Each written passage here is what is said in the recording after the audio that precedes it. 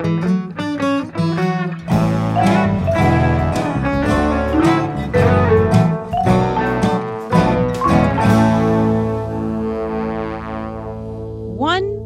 is the loneliest number you could ever do, but two can be as bad as one. It's the loneliest number since the number one. Welcome to all of my book friends to Keep It Fictional, the book podcast for book lovers by book lovers from the Port Moody Public Library. Today, we are not alone. We are joined in communion and conversation about a topic that was surprisingly difficult to search for in Bibliocommons. Today, we mostly think of writing as like a solo endeavor.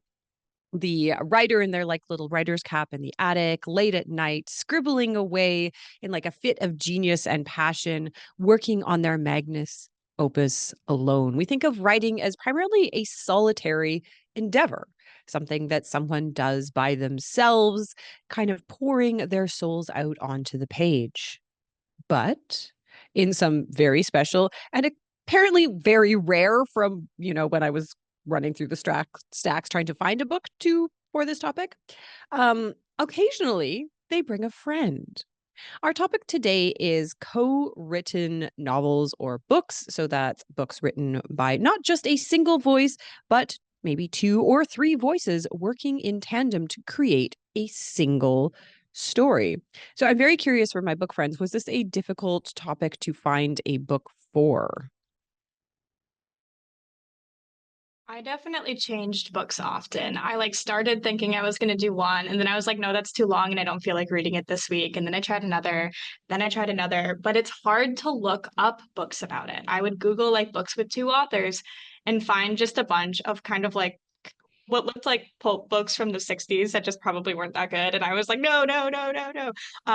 There was one book that I know off the top of my head that I really wanted to do, but it's been talked about before.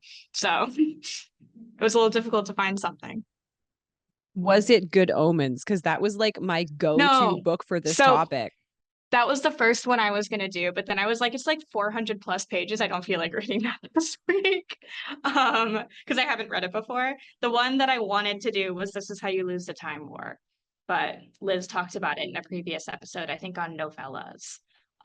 But yeah, that one, like for co-authored books, that's one that I really, really loved. But it's got those alternating perspectives. So each author has their own like distinct chapters that they do.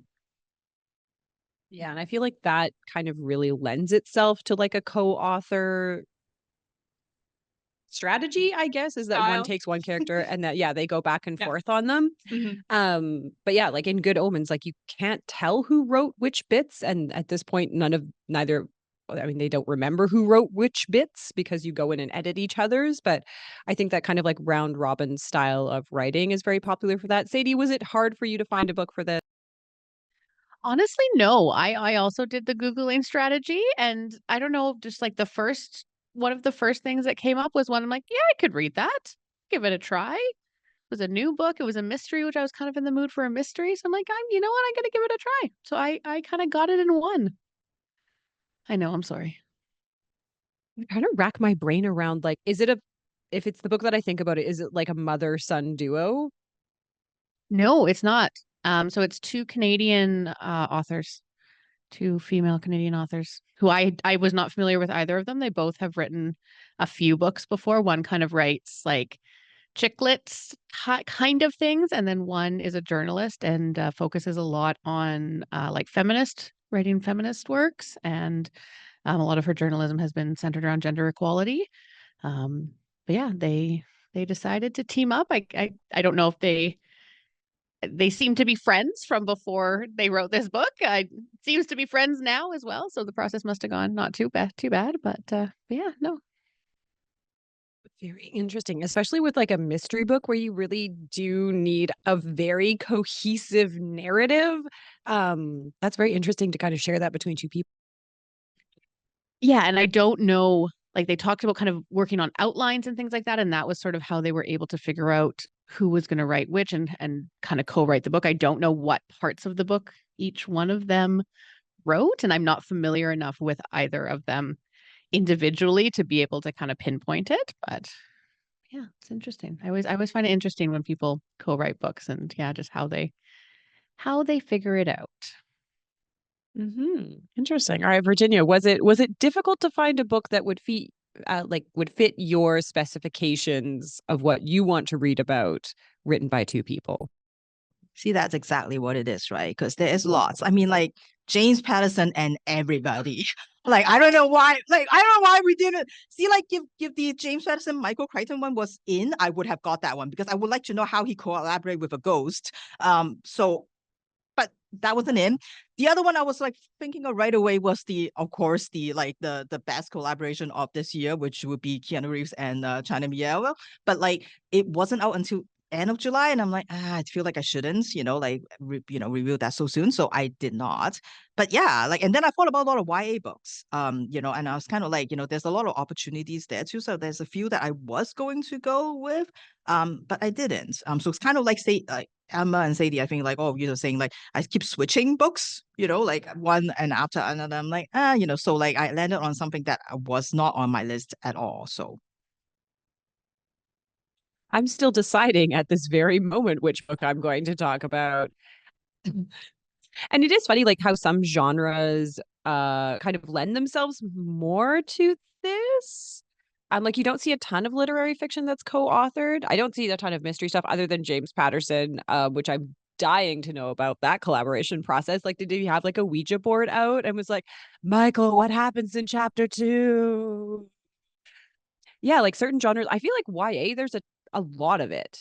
A lot of it. So a ton of the stuff that I saw on the list was YA books. And one of the books that I'm considering talking about, and we'll see what happens in 20 minutes, is a YA book. And I don't know why that particular like community of writers is just more apt to collaborate that way. Sadie, as our resident YA expert, do you have any insight? Maybe to give each other a boost and to support each other. I don't know. Because they've all written so much on their own that it's time for them to work together. And Yeah. And I feel like there's real standouts. Like Emma, you said like This Is How We Win the Time War, which was like a huge blockbuster book, and Good Omens, like written by two kind of like fairly like established authors who just decide to collaborate on something. But there's definitely like a lot of genres where you don't see that.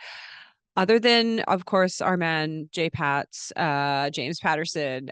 And again, we don't know the details of how that collaboration, and I'm going to put some like air quotes on that collaboration works. So yeah, I think he's the only one that I could that was, oh, dang it, Virginia, that's what I should have done. That's what I should have done. Because he collaborates with some like truly amazing people. And I would have loved to read his book with Dolly Parton. Oh, I messed up. Anyways, so in the spirit of collaboration, we are now going to send it over to a solo endeavor, which is Sadie talking about her book all by herself. See, we should have had like both of us read the book and then we could have like talked about it together, but no, too bad. missed opportunities next time. All right. Well, I don't actually read a lot of co-written books, maybe because there's not a lot out there. But maybe they just don't really come across my radar all that often. So as I said, I did take to Google to find a book for this one. And the one that came up is called Bury the Lead, a Quill and Packet Mystery. This came out in March. It is a Canadian book just released by Kate Hilton and Elizabeth Renzetti. And as I mentioned, both Hilton and Renzetti do have some published books to their names. This is the first mystery book for both of them.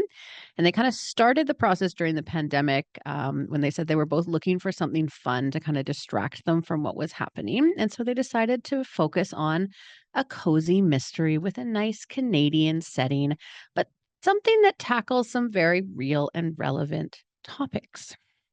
So our story takes place in cottage country in Ontario in the town of Port Ellis, and it follows journalist Kat Conway. Now, Kat remembers Port Ellis from when she would come for the summers as a teenager and stay with her grandparents. However, she never expected that she would return as an adult, 45 years old, divorced, with a teenage son who wants nothing to do with her and her high-profile journalistic career in shambles. But here she is, working at the Port Ellis Quill and Packet newspaper and living above the pub, where she picks up extra shifts when she needs a bit of a financial boost. Now, Port Ellis is kind of your typical holiday town. It's filled with large vacation houses, lots of tourists in the summer, known for its active theater scene and its century-old feud between two of the most prominent and wealthy families in the area, one of which is now Kat's new boss. So Kat's first assignment is to interview actor Elliot Fraser. Fraser is starring in the Port Ellis Playhouse summer mainstage production of Inherit the Wind. And the first time that Fraser graced the stage of the Playhouse was more than 30 years earlier, when he was a young, talented, and rather conceited actor. And it's pretty clear that not everyone is happy to see him back. Now, it doesn't take Kat long to figure out that Elliot's reputation for being a bit of a sleaze is definitely accurate, but also a much watered-down way to describe the philandering, creepy, and honestly quite abusive man who is sitting in front of her. But Kat smiles and nods through the interview, interjecting compliments at the right moment to keep Fraser talking about his illustrious acting career. But Kat is more than happy to make a quick escape when the interview is over. Fraser's interview is the first in a series that Kat is planning for the summer. Each one will be highlighting a different member of the cast. This includes Jonah Tiller, who is a contemporary of Elliot Fraser and one who has kind of butt heads with Elliot in the past, and also including a young up-and-coming and locally born actor who happens to be the son of the pub owner and Kat's landlady. So a few nights later, Kat and the rest of the Quill and Packet team arrive at the Playhouse for opening night. They mingle, they eventually make their way to their seats in time for the opening curtain, and the show starts. The show opens with Elliot Fraser being live broadcasted from his dressing room. This is all planned. This is part of the show. But very soon after the curtain rises, it's pretty clear that what is happening is not actually part of the production. Elliot starts gasping for air, his face turning red and panic filling his eyes. Kat is quick to realize that this is no acting, and she rushes backstage to Elliot's dressing room to help. She calls for someone to call 911 as she goes, and when she arrives, Elliot is dead. The death throws the small town of Port Ellis into chaos as it is descended upon by big city journalists and TV reporters. And while it has not yet been confirmed, Kat is convinced that Elliot's death was in no way natural, and she is now determined to figure out who the murderer is. There are many likely suspects. Jonah Tiller, Elliot's castmate, who has hated Elliot ever since he stole the role of Hamlet from him. Martha Mercer, Elliot's ex-wife and chair of the Port Ellis Playhouse Board of Directors. Glenda, the local bakery owner who refused Elliot's advances, and so in return he got her contract with the Playhouse canceled. Hadia, Elliot's memoir writer and somewhat assistant, or any number of women who Elliot has abused throughout his time at the Port Ellis Playhouse. Kat isn't sure who it is, but she knows she can figure it out. So with the help of her Quill and Packet colleagues, she starts to dig into Elliot and the town of Port Ellis's past to see who may want this honestly horrible man dead. However, just as Kat feels like she's getting close to discovering something, she starts receiving some very clear and very threatening signs that she should back off. Her car windows get smashed in, her apartment gets ransacked, and a warning is scrawled across the wall telling her to stop investigating. She's even run off the road in the middle of the night.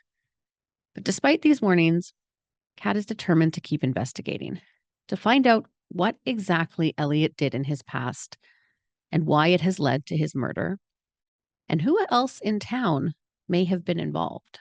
And, if she's able to redeem herself and her reputation just a little bit in the process, well, Kat's okay with that too. Overall, I really enjoyed this book. On the surface, it's a cozy, kind of fun mystery. It's about a woman who's trying to figure out where her life is, trying to get back on track. It has a lot of great, quirky side characters. They were fun to read. I think that because of my background, I really enjoyed the theatrical aspects of it, since I spent most of my summers as a teenager in the theater. it definitely brought back some wonderful memories of performing on stage and spending the summers in theater. However, you don't need to have an intimate knowledge of the theater to understand the story or to kind of get into the story. Elizabeth Renzetti, as I mentioned, is a journalist herself, and most of her prior work is focused around gender equality and feminism. And so it makes sense that this novel also kind of centers around those themes. As the story goes on, we learn that the demise of Kat's career before moving to Port Ellis involved her being verbally abused because she was a woman in her line of work and her deciding to take a stand against her abusers. The theme of abuse, and mainly sexual abuse, is also very prevalent in the main storyline. And I think that Renzetti and Hilton do a pretty good job of drawing attention to an issue that is, I think, so common, especially in the entertainment business, and yet has only just recently been more openly talked about. And I think that it is something that that needs to be spoken about more. And so I applaud them for kind of including that aspect, even though it at times is not easy to read about, kind of some of the experiences that some of the women have in this book. I think that I wasn't entirely happy with who the murderer turned out to be. I think that apart from that, though, it was a quick, kind of fun, cozy read. It has a hint of something deeper. So if you are looking for a kind of a nice, cozy mystery, something with a bit of a Canadian feel to it, it is very CanCon. So if you are looking for that, but if you like cozy mysteries, or if you just kind of like mysteries in general, then I think that this would be a good one. So this is Bury the Lead by Kate Hilton and Elizabeth Renzetti. Interesting. So did you have someone that you really wanted to be the murderer and you're like, it should have been Bob? Not necessarily. And I can't really explain why without giving it away for anyone who would like to read it, but it kind of bugged me a little bit, the direction that they went in with it. Was it a child? No, it was not a child. You make that face, Not The Virginia. Simpsons.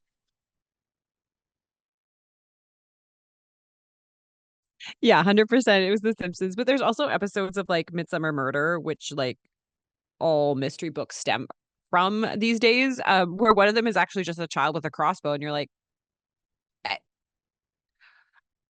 mean, yeah, every child can use a crossbow, but will they? Yeah. So as long as it wasn't a child, I'm kind of curious now. I'm kind of curious. All right. Well, we are going to throw it over to Virginia to see what co-authored book you managed to track down. Well, as we always say, it always benefits to come to the library and browse around the stacks because you never know what treasure you're going to find. And that's how I discovered my book for today when I was pulling books for the display at the library. And I saw this like book that has two authors. And I'm like, hey, I need one of those for the podcast. And so I got got that one. And I was like taking a look at it. And I have to say, the blurb didn't immediately draw me in. I wasn't sure about the subject, but the book did come with some very like big ringing endorsements from other authors like Katie Kitamura and Alexander Chee. So I'm like, okay, well, maybe.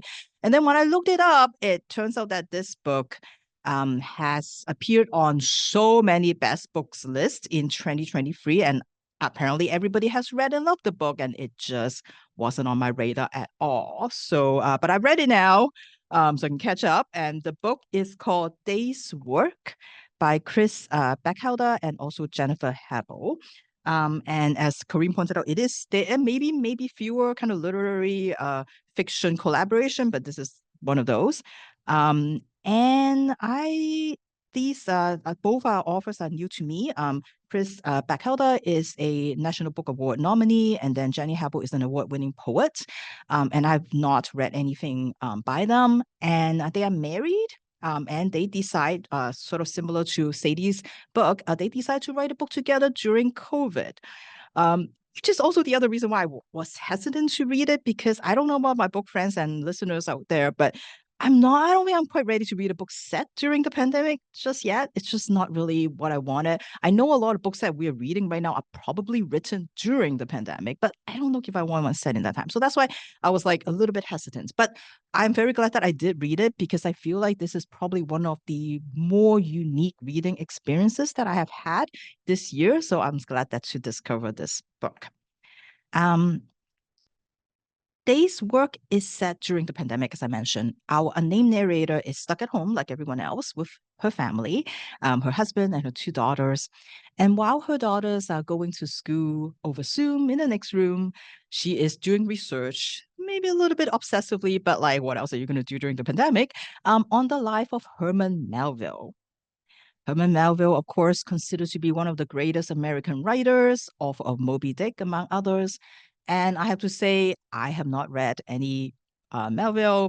My classics literature background is more on the British side, and I was never really got into the American literature, so I've never read Melville before. But like me, even if you have not read the source material, I'm sure you are familiar probably with the story of Moby Dick in general, or have seen like parodies in like kids' cartoons.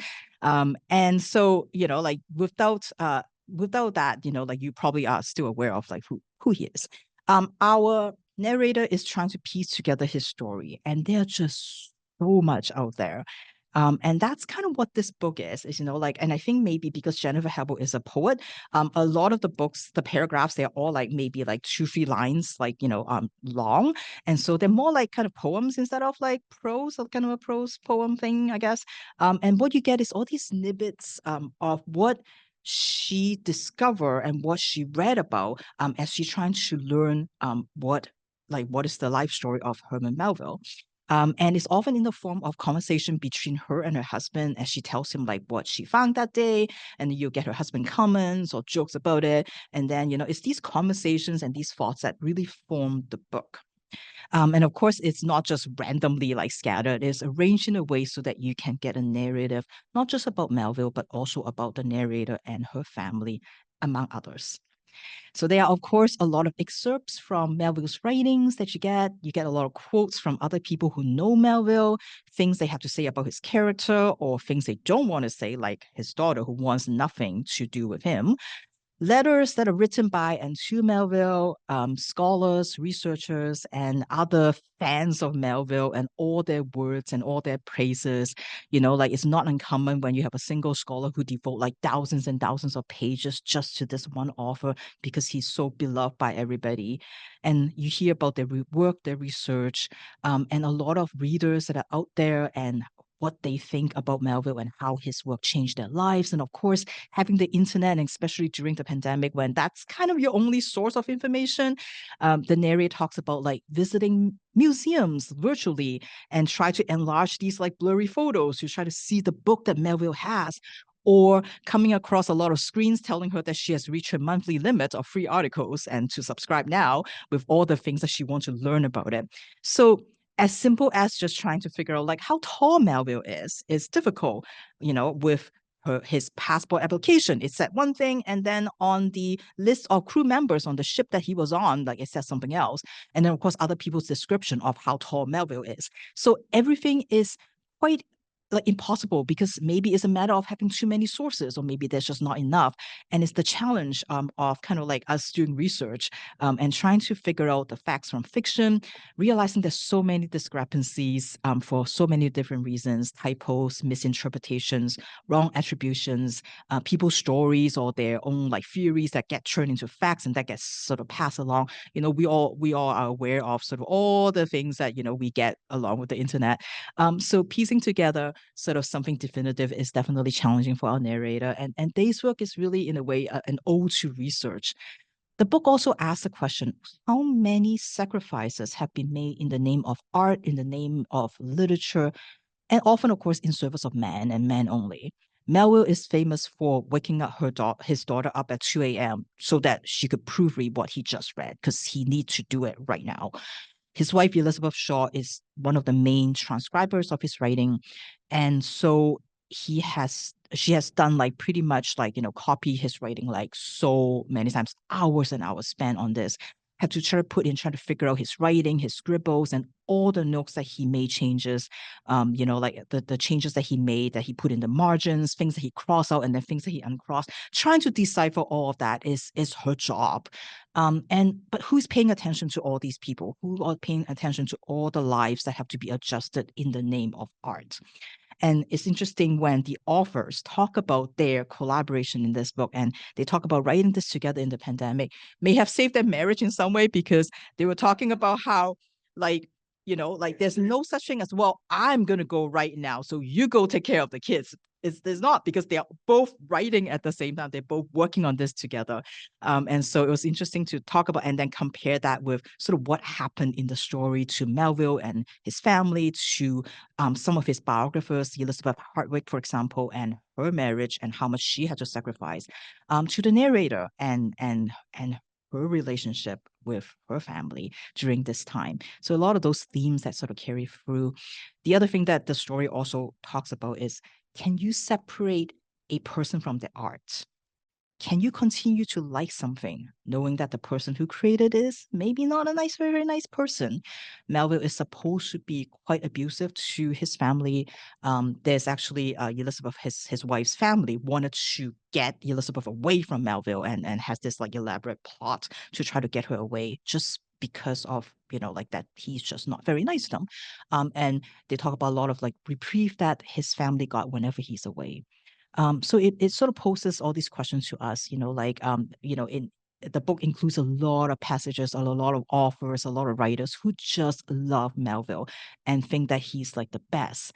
And not a lot of people are willing in some ways to acknowledge some of the other facts in his life that has sort of come, to light.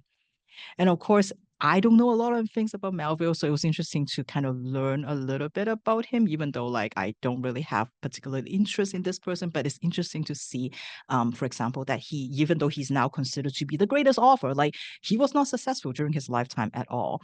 And he also wrote a very horrible book called Pierre, apparently, that is considered to be highly immoral during that time. And he also wrote a lot of poetry, which I also didn't know. And of course, the other things that I think the most interesting thing is his infatuation with Nathaniel Hawthorne. I didn't know that I don't know. I mean, like, maybe he's just very deeply in love with Hawthorne's mind, or maybe more. It's hard to tell. But one of the things, when we're talking about how, like, his wife had to transcribe everything, including one of the line which he wrote as a review about like Nathaniel Hawthorne's latest work. He said in the book, and this is a line that like she has to copy out, this Hawthorne expands and deepens down the more I contemplate him, and further shoots his strong New England roots into the hot soil of my southern soul. According to one of Melville's biographer, probably one of the two most erotically charged passages in 19th century American literature. So yeah, so that was interesting to find all those like little snippets about about Melville's life. And of course, all of those carries through in all the different people that the narrator mentioned and talk about. And of course, as we all readers know, it is probably one of the greatest joys in life when you come across a line and a passage that really perfectly puts into words a feeling and an emotion that helps you make sense of something that you're going through, or something that you're trying to untangle and decipher and understand. And you just come across this perfect passage that like just explain to you what's happening to you, kind of thing. And I think for any book, a reader is just as important to the book as the author. We bring our experiences, we bring our points of references when we're reading and when we interact with a piece of a text or a piece of a story. And Dayswork is very much about that. It's a book about how, it's sort of that power of the resonance that when we see ourselves in the books, in the stories, and how much that can change our life, and how important it is, these words sometimes to everybody, and we all need some of that. And so yeah, and very interesting book. Like, I'm glad I read it. I never would have discovered that, if I didn't have to look for like a book with two authors. But a very interesting read. I have not fact-checked any of the things in here regarding Melville, but I'm sure there's a lot of stuff to sift through. So yeah, maybe one day I'll actually go and tackle one of his books. We'll see. So this book is Dayswork by Chris Bachelder and Jennifer. I think you should read Pierre. I'm so curious about it. Like, how can it be worse than Moby Dick? Oh, there's a lot of there's supposed to be like incest and a lot of weird stuff going on in that book. And they were just like, what the heck are you writing about? Yeah. So, mhm, mhm. Can But you yeah, maybe imagine one his day. being his wife at like 2 o'clock in the morning? And he's like, I don't know what her name was. Mariette, wake up, wake up. It's time for you to transcribe my incest book that I've written. This couldn't wait like 4 hours. Like, the genius cannot be contained. What an insufferable. Anyways, that dovetails nicely into our existential question, which is, if you had to write a book with someone, if you had to sit down and write a book with someone, and it could either be, it doesn't have to be one of our book friends, it could be just like maybe someone you know, who would you choose to write a book with? Who would you choose to collaborate on pouring the poetry out of your soul? I'm gonna say my best friend because we have written songs together. So I think that maybe we could work together on writing as well. So yeah, I'm gonna say I give a shout out to my very best friend Faith, who I didn't go to high school with, but we've known each other since we were 13 or so.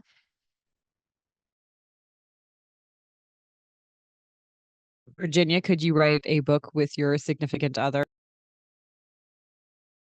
No, I don't think so. No. I'll probably pick like a kid, some random kid, because I think it'd be really fun to get their like random ideas and try to like put something together. So I don't have anybody specific in mind. So random kid in the library. You just grabbing a child? Yeah. Yeah, just exactly. Yep. Seems healthy. I think I would also go very random because I feel like if you're writing it with someone that you know quite well, you would be so cognizant of like their feelings and you wouldn't want to step on toes. Whereas if it was just like a total stranger off the internet, you'd have no problem saying, well, this sucks, and try better. I have no problem stepping on my friends' toes. They know this about me. They choose to be friends with me anyway. But I'd probably choose either my friend Charlie, the one who hate reads Colleen Hoover that I talked about last week. But just because like she's a good creative writer and I trust her judgment and I feel so comfortable with her that I could be like, dude, that sucks. Or my friend Lucas, who's a songwriter. So I feel like we could do some like wacky poetry stuff together. But yeah. I would choose my significant other, but she likes to write romance, which is not for me. All right. Well, thank you for answering that question. If anyone is looking for a co-author on anything, you can approach any of us in the library, especially if you're a small child. Virginia? Okay. Well, they would be more fun, like, because they would just have like really really fun, interesting ideas, and I would love to see like they might also like illustrate it too, right? Like so it would just like got the whole package. So I do have to say that Evie will often get us to tell her just like made up stories, and so she will often contribute to those. And I will vouch for the fact that it is very fun to see what ideas she puts in. The cats are always pink, always pink. Yeah. It is. Kids do, and I know it's like a cliche, but they do come up with the wackiest stuff. And sometimes in the middle of story time when you're telling a story and they just kind of tug on your pant leg and tell you the most unhinged thing you've ever heard, and you have to just be like, okay, moving on. see, wouldn't you want to write about the crocodiles in the air, Corene? A story can just base on that, the crocodiles in the air that you can see. Come on. Honestly, it was such an unnerving experience of the child just looking up. There are crocodiles in the air. I was like, ah, because it assumed that she could see them and I couldn't, which somehow makes it so much worse. On the other hand, great premise for like a horror novel, right? Like the invisible crocodiles in the sky. I feel like it's akin to like Sharknado, kind of, with the crocodiles, kind of like, yeah. Nice. All right. Well, thank you for that. If there's any strange children that need an adult to co-author with them, just come and see Virginia at any time at the information desk. I have eventually landed on what book I'm going to talk about. And this was tough. The other one that I was going to talk about, it's actually two sisters that co-wrote it, and I cannot imagine that process. And because I wanted to go over and above, because I'm the fool to pick this topic, I'm actually going to choose a book with 3 authors, not 1, not 2, but 3, which as a process I cannot imagine. And it is a premise that you wouldn't necessarily think of either. So, if you know anything about the English monarchy, they like to switch it up sometimes, and they usually switch it up by chopping off someone's head. And then that's the end of that. In the history of the English monarchy, they have had several beheadings and several very tragic tales. However, none perhaps so tragic as the story of Lady Jane Grey, nicknamed the 9 Days Queen. I remember there was a Scholastic Book Fair book called The 9-Day Queen, with like her sitting with a book looking out the window all forlorn. And I was like, oh, that seems nice. At the end of the book, she gets her head chopped off, which was pretty intense. There's also a movie version that I never saw because I was like, well, I know how this ends. Head chopped off. Um, yeah, so she made the fatal mistake of claiming the throne of England for herself, managed to hold on to it for a whole 9 days. Um, One could argue that she was essentially manipulated by her entire family, but then kind of like dug in and was like, no, I am the rightful queen, despite everyone saying, hey, if you kind of like throw yourself on Mary's mercy, you might get out of this. And she's like, no, I am the queen, gosh darn it. And so she was executed publicly at the age of 16 or 17. Yeah, being a teen is rough. It is an extremely sad story. She's a very sympathetic character because she's so young and kind of buffeted by all of these historical forces that uh, you begin to sense maybe she really didn't understand being 16 years old and already married to some guy and kind of queen, but not. It's a really, really sad story. That 3 authors, Cynthia Hand, Brodi Ashton, and Jodi Meadows, were like, but what if we made this a comedy, romance, supernatural adventure? And I will admit, when I picked it up, I was like, this is bad. It's a horribly tragic story. And, when I learned that it was about Lady Jane Grey, I was like, what's funny about that? What is funny about that? Turns out a lot. Turns out if you don't kind of take an approach to historical fiction that it needs to be historical and kind of lean a lot heavier on the fiction part of it, it can be very funny. Uh, it is what has been called historicized, rather than historical fiction, which, again, I'm having a really hard time wrapping my brain around, like, why? Um, why? Other than kind of like rewriting history with less beheadings. But this turned out to be a very super fun read, surprisingly. So it kind of has 3 main characters, which makes sense because you have 3 different authors weaving together what is actually a very tightly plotted story that kind of works. So we have Edward VI, who's like a miserable teen king. He's kind of weak, kind of sad, and he's been told that he is dying. Bummer.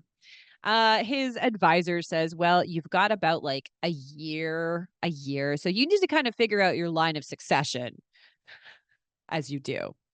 Since he kind of can't get married and produce an heir in that time, he's really got to choose from amongst his family tree of who he is going to place on the throne. So he takes a look at his cousin Mary. Oh, Mary. Now, Mary is what is called a member of the Verity. So she is an anti magic, anti shape changer fundamentalist. Because, of course, why not also have shape changers and magic in this world? Why not? Mary, just like her historical counterpart, is kind of a fundamentalist. And should she come to the throne, she is absolutely going to raise everyone who does magic to the ground and start a civil war. He also has another cousin, Elizabeth, who is kind of like mysterious in her opinions.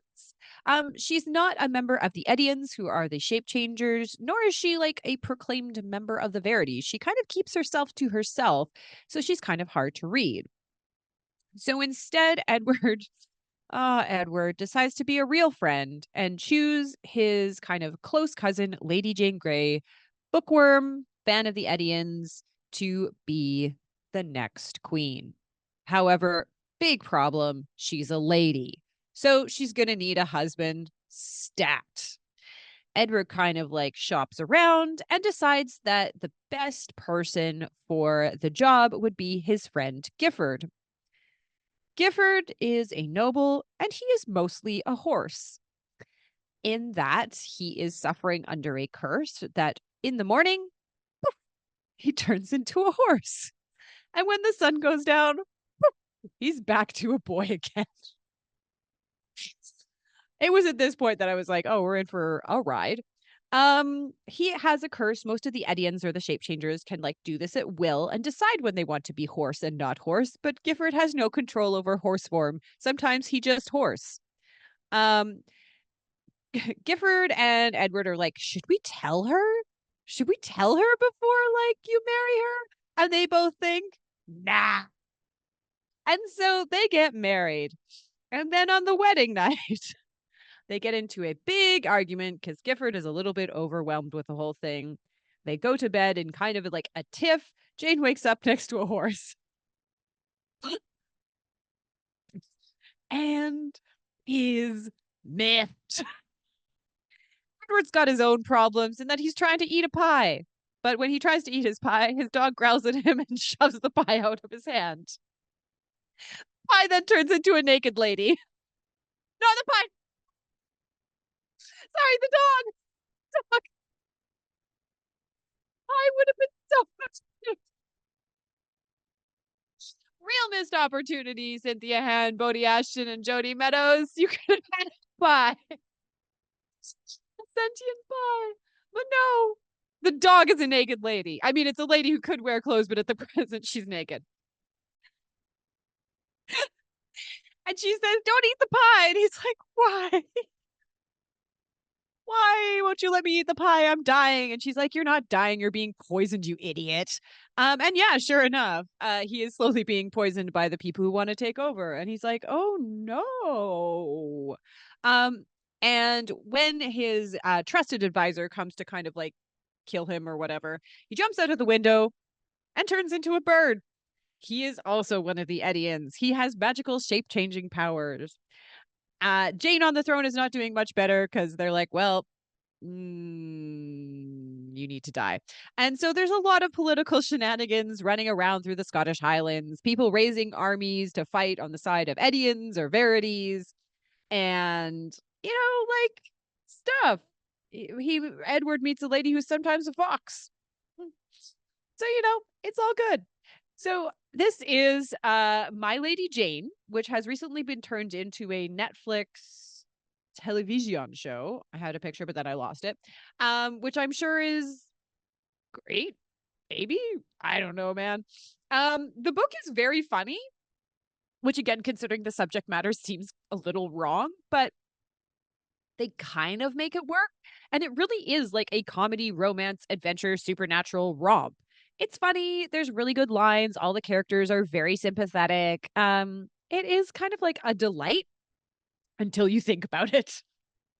Until you think about it a little bit nicer. But like, honestly, if this is the way that the story had to end for Lady Jane Grey, maybe the better. Like, married to a part-time horse. At least she still had her head.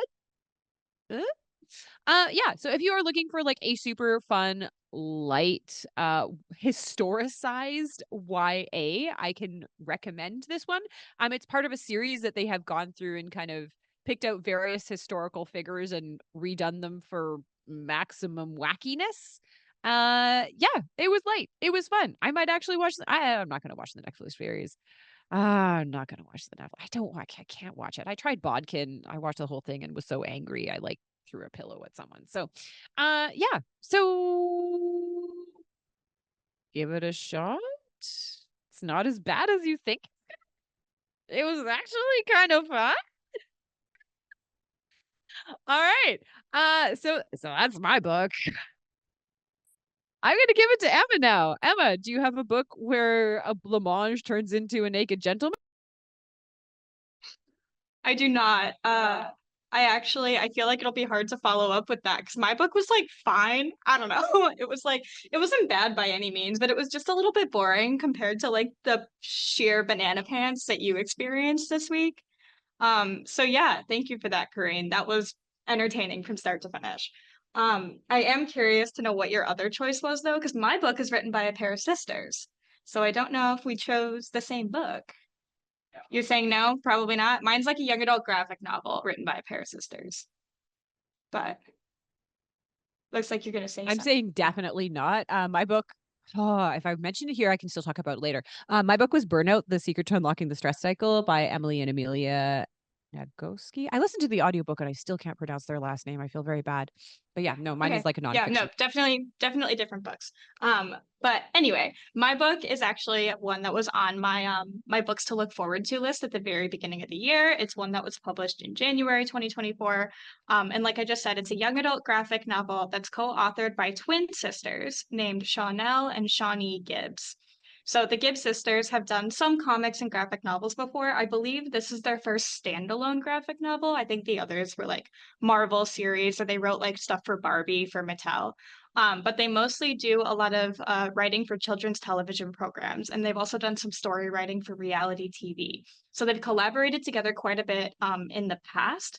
So I think the whole like collaboration process as sisters working together writing worked pretty seamlessly for them. But clearly, that's kind of their shtick, is they're co-writers, that they've done a lot of television work together. Looking at their website, I saw that Shawnelle states in her bio that her goal is to create and produce a legacy of television projects that reflect the magical realism of the African American experience. And as you guys know, I love magical realism, so I was like, wow, this should be a super delightful read for me. So this is what I think is their first standalone graphic novel. It was released in January of 2024. And it's a little bit Ghostbustery, a little bit of like a family history story, but with some paranormal romance peppered in. So for today, I read a book called Ghost Roast that's written by Shawnelle and Shawnee Gibbs, and it's illustrated by Emily Cannon. So the illustrator's different than the authors. So we start with 15-year-old Chelsea, and she's finally content with her life. She lives with her mom in New Orleans and attends an elite prep school on scholarship. So she's kind of the poor kid in the rich kid school. But the rich kids have finally accepted her as one of them, as one of their own. After living years of her life branded as the ghost girl, she's broken out of her social isolation and found herself finally in with the popular kids. And for her, everything is going pretty great, so long as her friends don't discover that her father has a paranormal removal business. He is a ghost hunter. So, unfortunately for Chelsea, though, at the beginning of the book, her father has just created a new commercial for his business, and its business is called Ghost Roast. And her friends accidentally discover the commercial and repost it on their social media, where they have thousands of followers. So the commercial goes viral, much to Chelsea's dismay. It's her worst nightmare. All everybody at her school is talking about now is Ghost Roast and this Ghost Roast guy. Chelsea ends up going out with her friends after the last day of school. They go to drink alcohol in a cemetery. They're 15 years old, and they're busted by the cops. Chelsea's mom ends up having to pick her up from jail, and as punishment for her rebellious behavior, she is to work at her dad's ghost roast business all summer long. No more friends, no more going out to parties, no more fun for Chelsea. And all that work that Chelsea put in to not be socially ostracized at school has now gone down the drain now that all everybody can talk about is Ghost Roast. So working for her dad actually ends up not being quite as bad as she thought. Due to the commercial's viral status online, they're actually now like swamped and overwhelmed with customers. And one customer in particular is a young and wealthy landowner with a mansion in New Orleans, and he wants them to come eradicate the ghosts that have been haunting his ancestral home for over a century. This mansion, however, was formerly a cotton plantation. So as a young Black woman, Chelsea is immediately uncomfortable and apprehensive to help the family that owns it. Chelsea, her dad, and Ghost Road's other employee, a teenager named Russ, go to the Harrington mansion to survey it for paranormal activity. Her dad is decked out like a Ghostbuster. He's got these radars that detect ghosts, and he's got like a sort of blaster thing that he calls a roaster, which is pretty funny, that he uses to eradicate them. But her dad can't see ghosts on his own. He requires quite a bit of DIY equipment and technology to be able to find them. And while they're scoping out the estate, however, Chelsea learns that she can see ghosts. She sees 4 ghosts kind of roaming around, 2 animals and 2 people. In particular, she sees an adorable little cat ghost that gets stuck up in a tree, and she can't help but want to save it rather than exorcise it. The cat ghost is quickly scooped up by a ghost of a young man, and a handsome one at that, and they're both whisked away before Chelsea's dad is able to roast them. Chelsea follows the handsome ghost to the mansion's gardens and learns that his name is Oliver Harrington, and he's a former resident of the estate. Oliver does not remember how he died, or how he came to be a ghost or came to be stuck on the property, stuck in like the mortal world. And since Chelsea's the only one who can see him and the only one who's been able to speak with him, she determines that it's her job to find out what happened to Oliver and how he became a ghost in the first place, and what she can do to help him before her father destroys him. Thankfully, her mother works for the city's preservation society, so Chelsea digs through archived newspaper clippings and photographs to try to learn more about Oliver's past. And through her research and her conversations with him, she learns that he was a grandson of Mr. Harrington, the owner of the estate, back in the late 1800s, it's like 1860s, 1870s, and that the family were actually slave owners before the Civil War, since they owned a cotton plantation. Oliver, however, has always held abolitionist views, and after the war and after the death of his grandfather, he was named the new heir to the estate, and he employed many of their former enslaved peoples, paying them good salaries to compensate for the work that they were doing. He was actually praised in a lot of New Orleans circles for being so ambitious and so progressive, despite being so young. Yet his politics also gained him a fair share of enemies in kind of a post-Confederate Southern United States. One of those enemies was his uncle, who was a former Confederate soldier, who believed that he should inherit the estate rather than Oliver. There are other twists that are revealed about Oliver's past via Chelsea's research and via conversations that they have with the other ghost on the property. There's the ghost of a Black servant named Marie, who actually raised Oliver following the death of his mother. And Marie unveils secrets of Oliver's ancestry that not only kind of changed Chelsea's perspective of him, but kind of changed the trajectory of the story and how she chooses to help him with his little ghost problem. So this is a cute little paranormal YA fiction. Paranormal YA fiction is very much up my alley, so I enjoyed the ghosts, the mysterious elements of the story, and the story was really cohesive. The Gibbs sisters have clearly done a lot of co-writing before, so working together on that aspect, they work together pretty seamlessly. Like there's not really moments where I notice like, oh, the writing style has changed here. So if you didn't know it was co-authored, you could very much believe that it was just written by one person. It also probably helps that they're twins. My younger siblings are twins, and I describe this phenomenon as twin brain, where they can just like complete each other's sentences and like they understand what the other is thinking without ever having to communicate it. And it's hard to be in the room with them because you can't get a word in edgewise because they're both just gabbing and doing their little twin thing.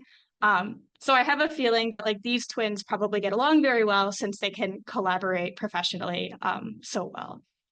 The art was also really cute. The backgrounds were an especial standout. They were really beautifully illustrated. And I like how the illustrator, Emily Cannon, portrayed the ghosts. They were kind of wispy. The